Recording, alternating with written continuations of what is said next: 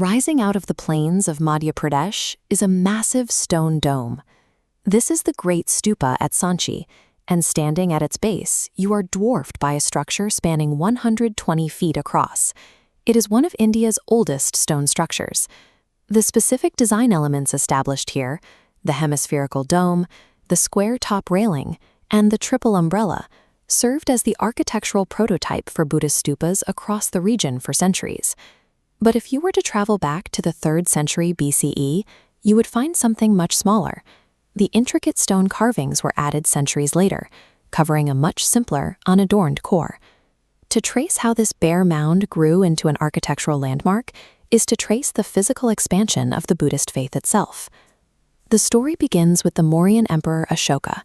After adopting Buddhism, he initiated a continent-wide building campaign to spread the religion throughout his empire. The very first version of the Great Stupa he commissioned here was about half its current size.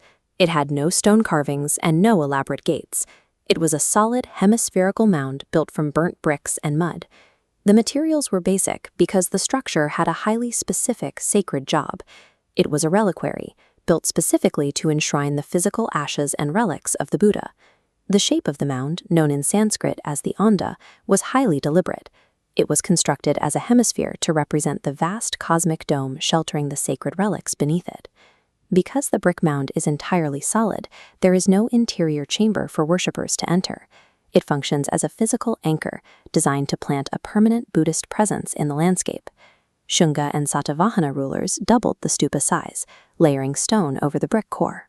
At the peak, they built the harmika, representing the god's abode, and the chhatra, a mast with 3 umbrellas symbolizing Buddhism's 3 jewels, Buddha, Dharma, and Sangha. Down at the base, builders encircled the entire dome with a continuous stone railing. If you look closely at the joints and crossbars, the stone is carved to look exactly like a traditional wooden or bamboo fence. This perimeter railing established a physical boundary, separating the sacred space of the stupa from the secular world outside. Piercing that outer wall are the toranas. These are 4 massive, intricately carved stone gateways, positioned precisely at the 4 cardinal directions. Looking closely at this torana reveals the structural grid the builders used: 2 heavy vertical pillars supporting 3 slightly curved horizontal beams, known as architraves. Once you step through a torana, you enter a circular stone walkway, nested exactly between the outer railing and the base of the giant dome. The architecture dictates your movement. A devotee enters through the eastern gateway and begins to walk clockwise, keeping the sacred mound consistently on their right shoulder. This specific clockwise path has a cosmological logic. It is designed to physically mimic the sun's trajectory as it moves across the sky. By guiding you onto this circular path, the building turns passive observation into an active, moving meditation. If you look at the thousands of figures carved into these gates, you will notice the Buddha himself is never shown in human form. Early Buddhist artists practiced aniconic representation, meaning they deliberately avoided carving his face or body. Instead, they indicated his presence through visual stand-ins. You will see his footprints, the Bodhi tree, or the wheel of Dharma. The primary purpose of these dense carvings was education. They act as a continuous visual storyboard for the Jataka tales, the stories of the Buddha's previous lives, making the philosophy accessible to devotees who could not read. But the imagery was not limited to Buddhist texts. This carving shows a shalabanjika, a woman swinging from a tree branch. This was a popular local folk motif associated with fertility, integrated into the monument to make the religion feel familiar to the public. In this way, the carved surfaces of the stupa functioned as a graphic novel, taking high philosophical concepts and translating them into relatable morality tales. By the 12th century, the site fell out of use and was swallowed by the forest.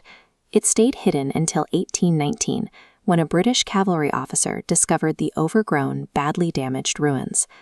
During the colonial era, many ancient Indian archaeological sites were dismantled, their carvings packed into crates and shipped off to European museums. Sanchi avoided that fate. The site sat within the territory of the Nawabs of Bhopal, and it was protected by its female rulers. Shah Jahan Begum, and later her successor, provided the financial support needed to safeguard the ruins. Their funding built a local guest house for researchers, established an on-site museum, and paid for the rigorous restoration of the stupa by the Archaeological Survey of India, which was completed in 1919. The Sanchi Stupa remains a physical record of how Buddhist art and architecture evolved over 1,000 years. Its survival, aided by the Bhopal Begums, allows the transition from symbolic art to monumental architecture to remain visible in the modern landscape.